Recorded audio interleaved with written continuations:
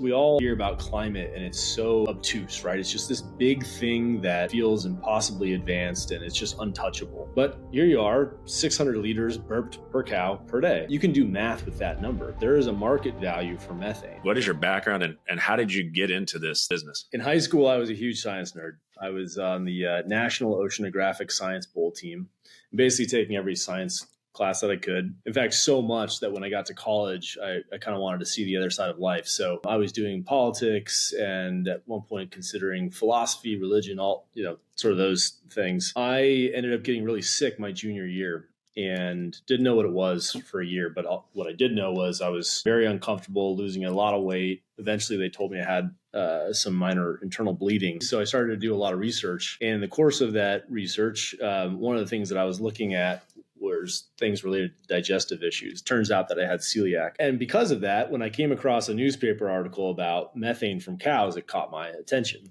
And so we all hear about methane emissions from cows. We know about it. June 7th, 2003, an article in the LA Times called Getting the Cows to Cool It. And what was so striking about this article was it talked about how each cow burped about 600 liters of methane per day. Why that mattered was because we all hear about climate and it's so obtuse, right? It's just this big thing that feels impossibly large and impossibly advanced and it's just untouchable. But here you are, 600 liters burped per cow per day. Well, you can do math with that number. There is a market value for methane.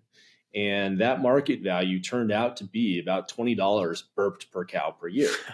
Everyone thinks it comes out the other end, by the way, right? So those are the two striking things about the article. One was 600 liters, the other one that burps and not the other way. And so at that point, I had decided to be a politics major. And what I liked about politics was this way in which you can take big ideas and see them actually transform life. But really, the nexus that I thought was most fascinating was market-driven solutions to solving problems. And so like my senior thesis was on how do you solve, is there a market-driven way to reduce world hunger? And so when I came across this article, not only was I interested from a methane perspective, but also $20 in value.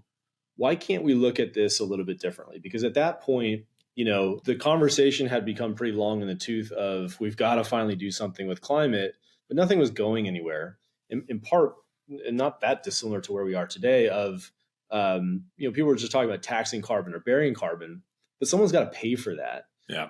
And that's part of why it hasn't gone anywhere. And so with this article, it was a light bulb moment of, well, wait a minute, this is real value. If we could use this to make real goods, this carbon that would otherwise go into the air to make products that people loved, then potentially now you have a market-driven, consumer-driven pathway to carbon reduction. That's how the whole thing started. And at this point, it's been almost a 20-year journey since that newspaper article.